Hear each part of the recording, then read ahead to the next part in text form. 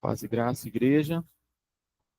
Saudações a todos, todos também que nos acompanham através do vídeo, nosso canal no YouTube. Que a paz, o amor de Deus permaneça com todos nós, em nome de Jesus. Amém? Bom, vamos dar continuidade à nossa aula dominical. Livro de Atos, vamos abrir nossas Bíblias. Atos, capítulo 5. Todo mundo se recorda do que o irmão Alessandro trouxe para nós na última aula? O assunto que a gente estava falando? Ninguém lembra? Tem uma colinha ali, ó. A gente falou no capítulo 5, né, na sua primeira metade, ele narra para nós alguns acontecimentos ali, né, que ilustra também para nós o crescimento da igreja primitiva, né, a purificação, tudo que estava ali acontecendo. Primeiro a história de Ananias, né, e Safira, em Atos capítulo 5, mais especificadamente no versículo 1 ao 11, que enfatiza, né, para nós a seriedade do engano, né, da mentira, do Espírito Santo, a comunidade cristã, né, demonstrando que a gente precisa ser honesto com Deus, também honesto com os irmãos, com os membros, que é parte do corpo, né. E este relato, ele evidencia o julgamento de Deus também sobre o pecado, né. Ele ressalta essa santidade que é necessária entre os membros do corpo de Cristo, que é a igreja. Então a gente vê uma atitude ali pecaminosa, por assim dizer, né, cometida por Ananias e Safira. Na sequência, a gente vê nos versos 12 e 16, mostrando para nós o poder do Espírito Santo, o agir do Espírito Santo, operando por meio dos apóstolos, né, milagres, sinais, prodígios ia acontecendo, eram feitos, né, ali por eles e atraíam uma grande multidão, como a gente tem visto, né, desde o batismo dos 3.000, até aqui a gente vê que isso vai se consolidando, né, o testemunho sobre a respeito de Jesus Cristo. Esses eventos, irmãos, eles mostram para nós esse crescimento da igreja, né? Tanto em números, quanto também um impacto espiritual, ao mesmo tempo que reforça a oposição que ali, naquela época, estava acontecendo, né? Enfrentada pela pregação da mensagem. E aí, voltando um pouquinho, quando Pedro e João foram presos, depois de curarem lá o mendigo aleijado, os membros do Sinédrio falaram uma coisa para eles, né? Lá no capítulo 4, versículo 18. Não preguem mais esse Cristo. Não quero mais que vocês falem sobre Jesus. E aí os apóstolos logo perguntam para eles, né? Mas a gente obedece a quem? A homens ou a Deus? Aí o versículo 19 fala que eles continuaram a pregar a mensagem com intrepidez, com força, com ousadia. Então eles não deixaram de levar a mensagem. Em outras palavras, eles estavam fazendo exatamente o que trouxe os problemas para Pedro e João, que é o que nós vamos ver agora a partir do versículo 17.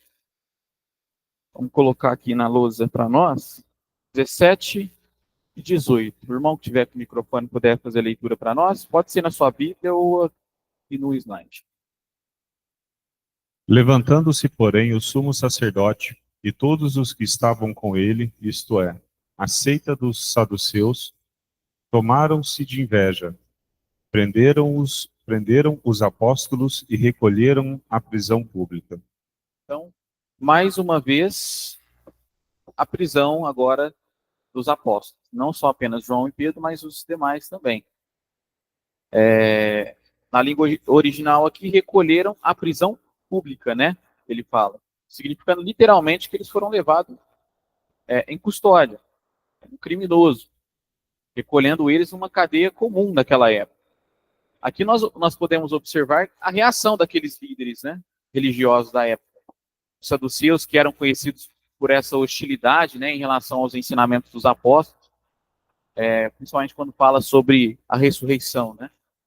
A inveja deles ali é um indicativo dessa ameaça do crescimento da igreja representada ali. E aquilo que os apóstolos estavam levando, de fato, confrontava exatamente aquilo que eles não queriam. Eles tinham um coração endurecido e uma mente endurecida para receber a mensagem. Os apóstolos, irmãos, por pregarem a ressurreição de Jesus, por realizar milagres, eles foram encarcerados. Este ato de prisão mostra essa resistência do sistema religioso em aceitar a mensagem do Senhor Jesus. E essa perseguição reflete também o cumprimento das palavras de Jesus no Evangelho de João, destacada no capítulo 15. Ó. Vamos ler juntos? Evangelho de João, capítulo 15, versículo 18 ao 20. Vai falar sobre o ódio do mundo contra os seguidores de Jesus. Diz assim: se o mundo vos odeia, sabei que primeiro do que a vós outros, me odiou a mim. Então o Senhor Jesus falando aqui para eles no momento. Lembrai-vos da palavra que eu vos disse, não é o servo maior do que o seu senhor. Se me perseguirem a mim, também perseguirão a vós outros. Se guardaram a minha palavra, também guardarão a vós. Tudo isto, porém, vos farão por causa do meu nome, porquanto não conhecem aquele que me enviou. Então, partindo do final desse verso, não conhecem aquele que me enviou. Quem é esse aquele? Deus. Nada mais, nada menos ele está dizendo. Aqueles que ouvirem a mensagem e receberem ela, vão ter os frutos em seu coração. A semente está sendo plantada. Agora, aqueles que se recusarem, tudo que eu estou fazendo, tudo que a gente faz, é em nome de Jesus. Não é por nós mesmos. Entende? Então, uma vez que o próprio Senhor Jesus foi perseguido, ele ainda alertou os discípulos da perseguição futura que aconteceria com eles. Que nós estamos agora vendo isso em Atos. Atos capítulo 5, dando continuidade após a prisão dos apóstolos, a gente vai ver que eles são soltos. Veja lá, capítulo 19, verso 21. 19 ao 21. Mas de noite, um anjo do Senhor abriu as portas do cárcere e, conduzindo-os para fora, lhes disse: ide e, apresentando-vos no templo, dizei ao povo todas as palavras desta vida. Tendo ouvido isto, logo ao romper do dia, entraram no templo e ensinavam. Chegando, porém, o sumo sacerdote e os que com ele estavam, convocaram o sinédrio e todo o senado dos filhos de Israel, e mandaram buscá-los no cárcere. Bom, nós não sabemos exatamente como isto aconteceu sem que os guardas tomassem conhecimento. Né? O texto deixa claro para nós que eles foram soltos por um anjo, de uma prisão que eu acredito que estava bem guardada.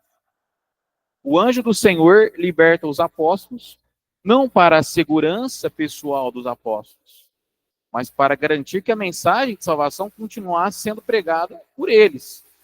Olha lá, o anjo veio, abriu a porta, conduziu eles para fora, eles falou, não, vai e foge. Não, no verso 20 ele fala, ide e apresentando-vos no templo, dizei ao povo todas as palavras desta vida.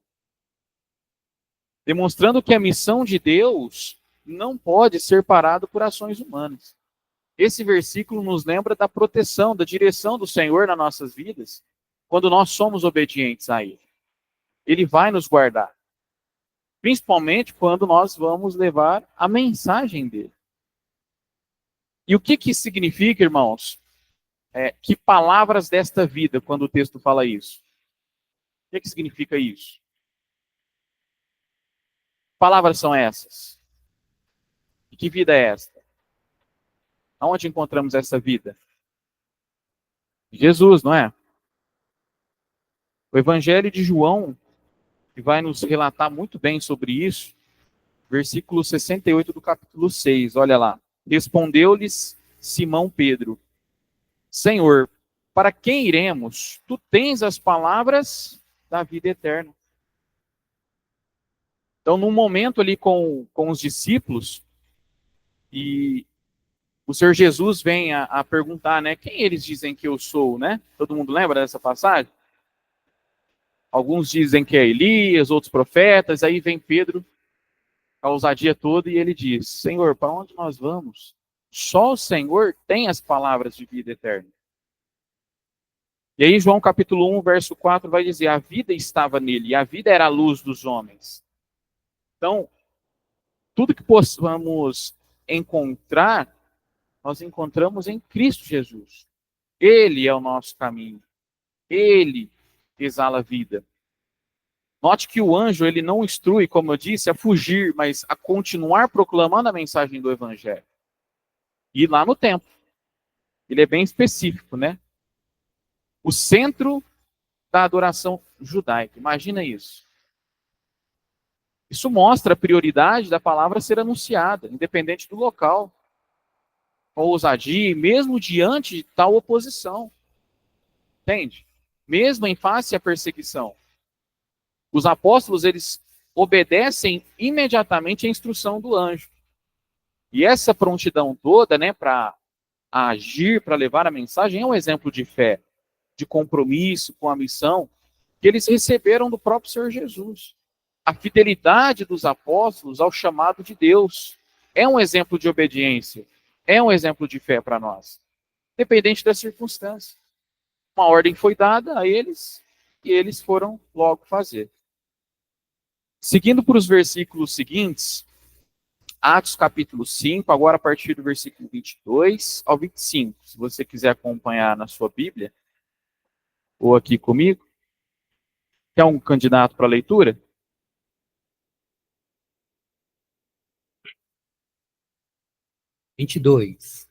Mas, tendo lá ido os servidores, não os acharam na prisão, e voltando, lhe anunciaram, dizendo, achamos realmente o cárcere fechado, com toda a segurança, e os guardas que estavam fora, diante das portas, mas quando abrimos, ninguém achamos dentro. Então o sumo sacerdote, o capitão do templo e os chefes dos sacerdotes, ouvindo estas palavras, estavam perplexos acerca deles e do que viria a ser aquilo. E chegando um, anunciou-lhes dizendo, eis que os homens que encerrastes na prisão estão em pé no templo e ensinam o povo. Então foi o capitão com os servidores e os trouxe, não com violência, porque temiam ser apedrejados pelo povo. Amém. Bom, imagina a cara deles, né? Olhando uns para os outros, imaginando o que teria acontecido. Quando o capitão do templo e os principais sacerdotes ouviram essas informações, a Bíblia diz que eles ficaram perplexos a respeito deles do que viria a ser isso, né? O texto deixa claro, com toda a segurança, com sentinelas postos, e aí eles chegam ali, cadê os presos, né? Provavelmente estavam tentando desvendar sobre isso, né? Esses enigmas, né? Que tipo de homem eram esses que conseguiram escapar sem ninguém saber, sem ninguém ver? Como eles escaparam? Onde estariam eles agora, né? E enquanto buscavam respostas para essas perguntas, o que havia acontecido, alguém chegou e lhes comunicou, né? No verso 25. Eis que os homens que recolhestes no cárcere estão no templo. E fazendo o quê? Ensinando o povo. Eles não tinham falado para não fazer isso? Com certeza, mal podia acreditar no que estava ouvindo, né? Provavelmente imaginaram que os apóstolos haviam fugido, né? Pô, vou fugir, agora pelo menos eles não voltam mais e param de pregar sobre Jesus. Mas não. Eles estavam novamente lá no templo, no centro de adoração judaica, pregando a Cristo Jesus. Agora chegava para eles a notícia que os homens estavam ali, logo próximo deles, né? Fazendo exatamente o que eles pediram para não fazer. A perplexidade dos líderes religiosos, irmãos, mostra a incapacidade deles de compreender o que Deus estava fazendo ali. O mover e o agir de Deus através dessas vidas. E o fato de os apóstolos estarem ensinando no templo, mesmo após a prisão, é um testemunho de coragem deles. Né? Quantos de nós temos essa coragem de seguir levando a mensagem de Cristo, independente da situação, da circunstância? Isso também serve para mostrar que as tentativas de silenciar a verdade escritas na palavra de Deus são inúteis. Ninguém pode parar. A palavra do Senhor Jesus, ela seria anunciada como foi, e ela será por nós ou por qualquer outro que ele venha levantar. Entende? Então, depois desse pânico todo, a gente vai ver aqui, a partir do versículo 26 ao 28, que os apóstolos são recapturados. Nisto indo o capitão e os guardas os trouxeram sem violência. E por que sem violência? Já tinham o prestígio do povo. Porque temiam ser apedrejados pelo povo. Trouxeram-nos apresentando-os ao sinédrio, e o sumo sacerdote interrogou-os, dizendo: expressamente vos ordenamos que não ensinasseis nesse nome. Olha a primeira pergunta que ele fez. Pelo menos aqui está registrado aqui. Ele não perguntou: como que vocês fugiram? O que aconteceu? Quem que ajudou vocês? Né? Será que tem algum infiltrado? Não, ele pergunta. Ele indaga, na verdade, aqui, né? A gente falou para vocês nos ensinar, por que vocês estão fazendo isso? Encheste Jerusalém de vossa doutrina e quereis lançar sobre nós o sangue desse homem? Ou seja, acusa eles ainda de ter crucificado o Messias, né? O Senhor Jesus, que eles vêm trabalhando isso há um tempo já. O Sinédrio, ele deu ordens específicas. Que a guarda do templo recapturasse os apóstolos imediatamente. Os homens que a guarda precisava prender fizeram um aleijado andar até aqui, expulsaram demônios. Além disso, conseguiram escapar de uma segurança máxima, vamos dizer assim, há pouco, sem que ninguém soubesse, e ainda eram admirados pelo povo. Então imagina esse capitão, né, com seus oficiais chegando até os discípulos para pegar eles de novo. E aí o texto deixa claro, né, trouxeram sem violência, com cautela, por causa dessa popularidade dos apóstolos entre o povo. Eles poderiam ter resistido? Eles fizeram, não vou. Ele tinha um monte de gente ali, né, em volta deles, cada um pega uma pedra, vamos ver quem vai levar. Mas não, eles optaram por não resistir e foram. E por quê? Porque eles eram discípulos de Jesus, daquele que, conforme 1 Pedro diz, quando ultrajado, não evitava com o traje. Quando maltratado, não fazia ameaças, mas entregava-as àquele que julga retamente. Quando Jesus foi preso, não ofereceu resistência. Ele cumpriu com o propósito, com o chamado, com aquilo que era designado. O Sinédrio poderia ter feito muitas perguntas aqui, né? Mas eles, em vez disso, o sumo sacerdote, eu acredito que já enfurecido, né, com aquela situação, ele censurou eles, né, de ter desobedecido a ordem que foi dada a eles. E essas acusações são duas, né? Duas acusações foram levantadas aqui. O Sinédrio havia dado a ordem estrita para não continuarem ensinando no nome de Jesus, mas os apóstolos, conforme o texto diz, né, encheram Jerusalém de sua doutrina. O nome de Jesus estava em todas as bocas ali, todo mundo já ouvia falar a respeito de quem era esse Jesus Cristo. Os membros do Sinédrio estavam fartos desse nome, imagino que eles já estavam cansados, e a gente vai ver a consequência disso. E abre um parênteses, né, irmãos? Que elogio para os apóstolos, né? Porque se eles estavam sendo presos por esse nome, é porque eles estavam exatamente fazendo o que o Senhor Jesus havia pedido a eles. Então, esse é um dos segredos, né, mais importantes do crescimento da igreja. Quanto mais sementes são plantadas, maior é a colheita. Quando a gente leva a mensagem do Evangelho do Senhor Jesus, aonde nós estivermos, a gente vai ver essa semeadura dar frutos. E a segunda acusação, conforme o texto, que os apóstolos estavam tentando culpá-los pela morte de Jesus, né? Quando ele diz, quereis lançar sobre nós o sangue desse homem. Então os líderes religiosos acusam os apóstolos de desobediência e de tentar desviar a atenção de tal responsabilidade na crucificação de Jesus, né? E estes versículos, irmãos, refletem essa rejeição contínua do evangelho, né? Por parte daqueles que se recusam a reconhecer a verdade ensinada por Jesus. Agora, seguindo para os próximos versículos, 29 ao 33, falando a respeito dessa obediência. Será que eles estavam errados, certos? Olha o que Pedro vai nos dizer. Então, Pedro e os demais apóstolos afirmaram: antes importa obedecer a Deus do que aos homens. O que Deus de nossos pais ressuscitou, o Deus de nossos pais ressuscitou a Jesus, a quem vós mataste, mais uma vez, acusando eles, pendurando no madeiro.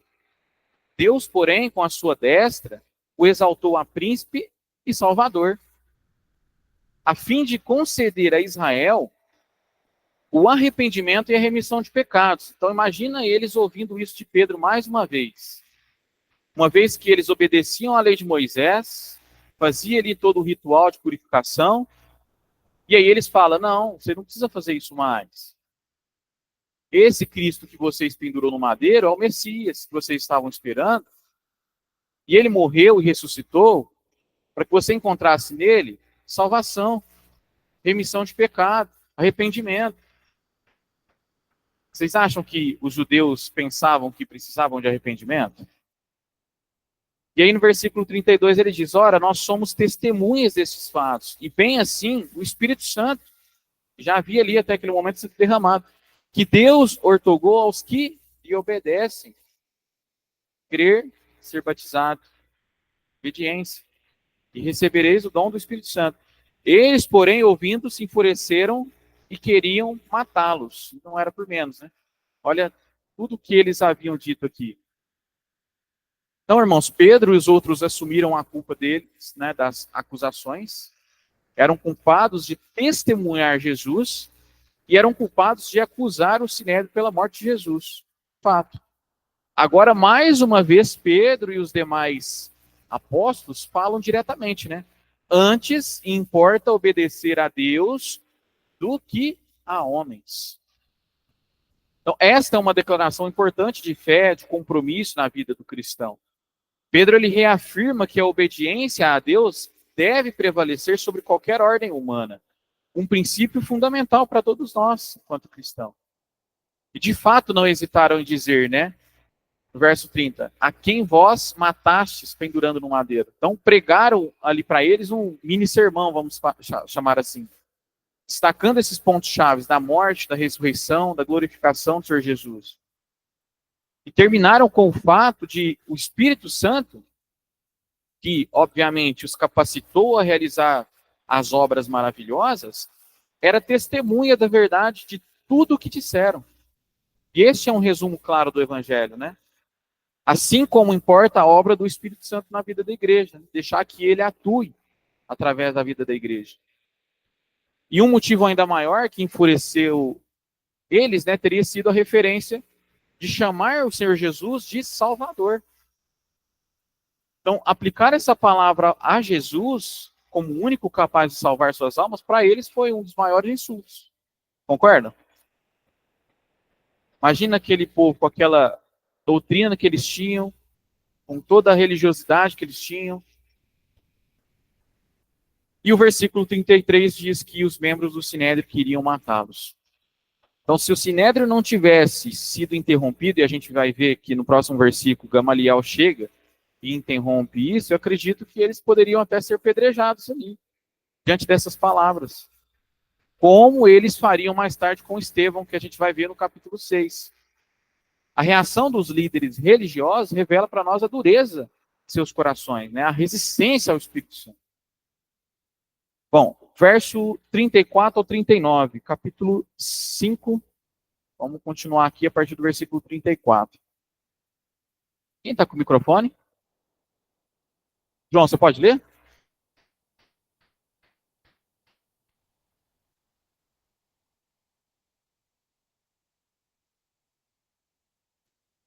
Se quiser você conseguir enxergar aqui, pode, ou na sua Bíblia, conforme preferir. Mas levantando-se no sinédrio, um fariseu chamado Gamaliel, mestre da lei, acatado por todo o povo, mandou retirar os homens por um pouco. E lhes disse: Israelitas, atentai bem no que ides fazer a estes homens. Porque antes destes dias se levantou Teudás, insinuando ser ele alguma coisa, ao qual se agregaram cerca de 400 homens, mas ele foi morto. E todos quantos lhes e todos quantos lhe prestavam obediência e dispersaram e deram em nada. Amém. Vamos seguir, vamos ler mais um pouquinho aqui. Pode seguir até o 39, né? 37 ao 39 agora. Depois desse, levantou-se Judas, o Galileu, nos dias do recenseamento, e levou muitos consigo. Também este pereceu, e todos quantos lhe obedeciam foram dispersos.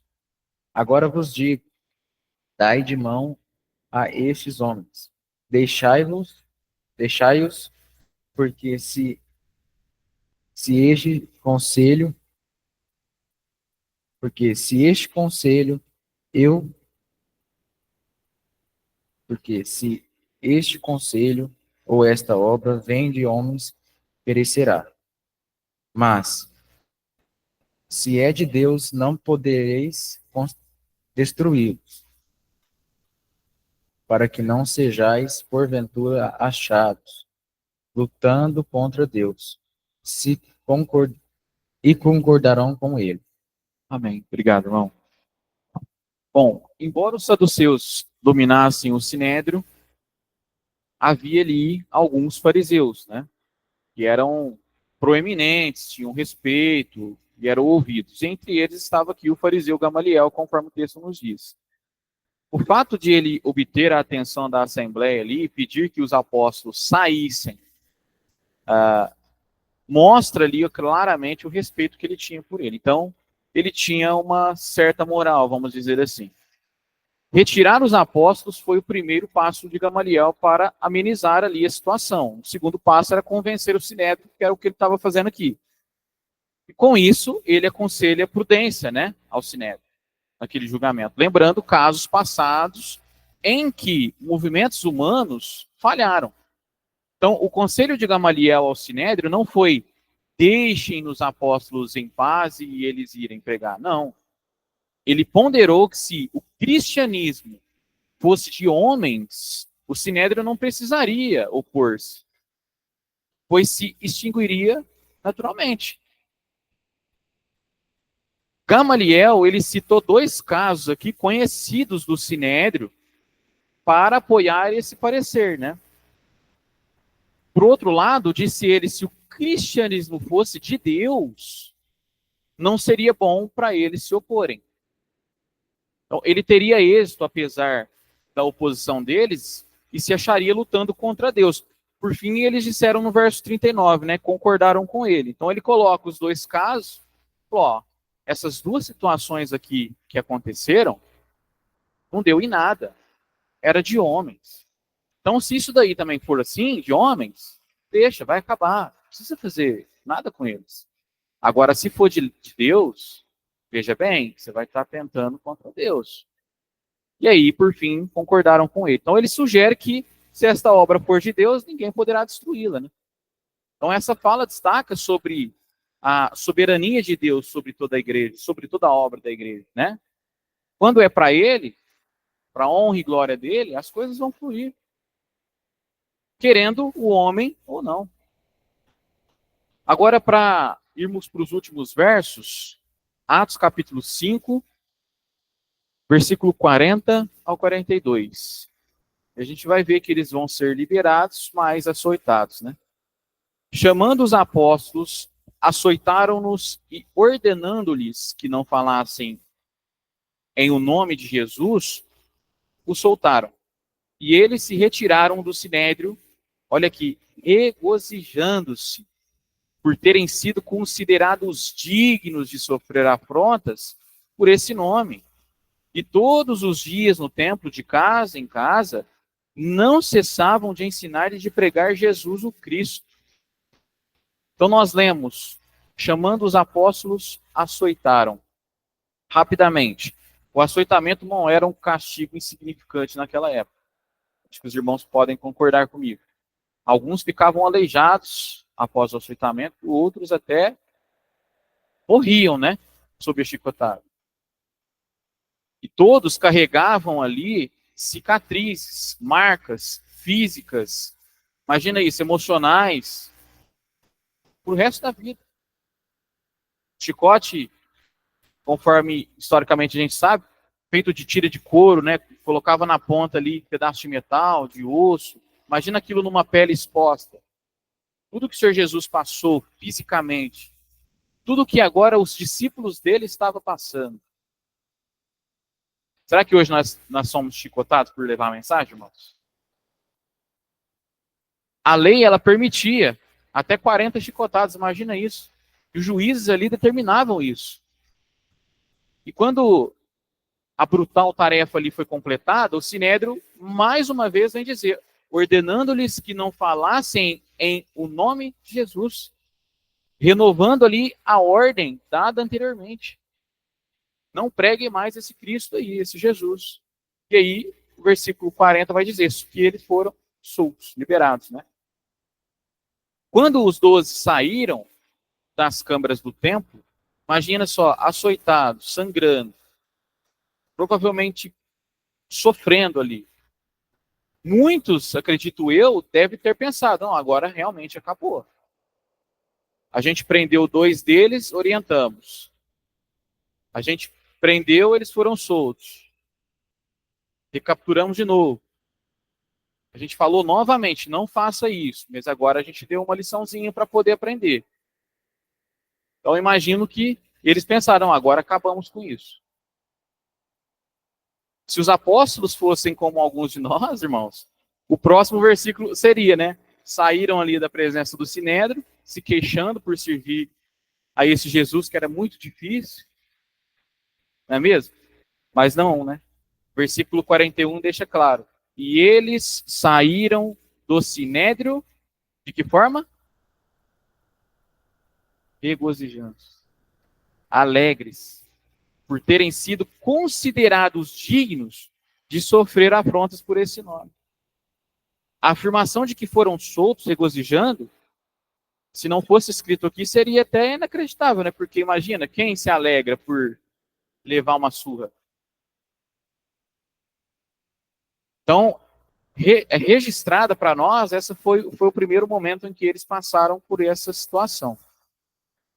O tratamento que eles receberam aqui não surpreendeu eles, né? Pois Jesus também havia advertido sobre isso. Mateus, capítulo 10, versículo 17. E acautelai-vos dos homens, porque vos entregarão aos tribunais e vos açoitarão nas suas sinagogas. A advertência viria de qualquer forma. A perseguição viria de qualquer forma. E olha as palavras do Senhor Jesus lá no Sermão do Monte. Bem-aventurados os perseguidos por causa da justiça, porque deles é o reino dos céus. Bem-aventurados sois quando por minha causa, e não por qualquer coisa, mas por causa de Jesus, vos injuriarem e vos perseguirem, e mentindo disserem todo mal contra vós. E olha o versículo 12. Casa bem com o que a gente está falando aqui em Atos. Regozijai-vos e exultai, porque é grande o vosso galardão nos céus. Pois assim perseguiram aos profetas que vieram antes de vós. Profetas foram perseguidos. O Senhor Jesus foi perseguido. E agora a mensagem sendo pregada e ensinada pelos apóstolos, eles tinham noção que essa perseguição viria. A pergunta era quando, e esse momento chegou. Então, eles continuavam a ensinar e pregar, exemplificando a alegria na perseguição. Nada poderiam pará-los, nem mesmo esse sofrimento, né? Essa dor física. E regozijar-se na perseguição, irmãos, é uma lição difícil, né? Para qualquer um de nós. Nenhuma autoridade nunca me parou. Ah, por que você está falando desse Jesus? Não, para. Na minha vida profissional, na minha família, eu nunca fui acusado por isso, subjugado por isso, por causa da minha fé. Ainda que a gente vê algumas coisas se moldando nos nossos dias, de forma ainda sutil, uma perseguição um pouco diferente, eu nunca fui chicoteado por pregar Jesus. Agora imagina, um pouquinho só do que eles vivenciaram, né? Apesar disso tudo, há lições muito importantes aqui para nós, né? Para todos nós. Mesmo conforme nós, né? Gozando de liberdade religiosa. Nós não somos oprimidos dessa forma ainda. Então, independente do tamanho do sofrimento, quero dizer, nós precisamos aprender, como os apóstolos aprenderam, a nos regozijarmos, nos alegrarmos, por sermos considerados dignos de sofrer afrontas por esse nome. Deve ser prazeroso falar de Jesus. Novamente, as autoridades havia dito as regras, né? Não falem mais no nome de Jesus. E novamente os apóstolos obedeceram a quem? A Deus, e não aos homens. Olha aqui que o versículo 42 encerra dizendo: e todos os dias, no templo, lá no centro de adoração judaica, de casa em casa, não cessavam de ensinar, de pregar Jesus o Cristo. Nem a tortura, nem a dor impediram eles de pregar, nem as palavras do Sinédrio detiveram o seu testemunho. Eles passaram novamente a falar sobre Jesus. Literalmente, eles continuavam a evangelizar. A NVI, ela diz, não deixavam de ensinar e proclamar que Jesus é o Cristo. Publicamente no templo, em particular de casa em casa, eles continuavam contando as notícias sobre Jesus. Então, este, irmãos, concluindo, já dando o tempo aqui, é um exemplo para nós de perseverança, de fé inabalável. A gente conclui o capítulo 5 aprendendo que a obediência a Deus é importante, mesmo em meio a tempos difíceis, de perseguição, de acusação. Os apóstolos são exemplos de coragem, de fé, mostrando que a verdade do Evangelho do Senhor Jesus deve ser anunciada, proclamada, independente das circunstâncias, da situação, que nós possamos aprender com eles, né, através das Escrituras, a ser usado em nossa fé, testemunho, independente das circunstâncias da situação. Amém? Próxima aula a gente vai dar seguimento ao estudo de Atos a partir do capítulo 6, então não perca. Agora nós vamos fazer uma pausa para o café e logo voltamos para o culto de adoração ao Senhor em nome de Jesus. Amém.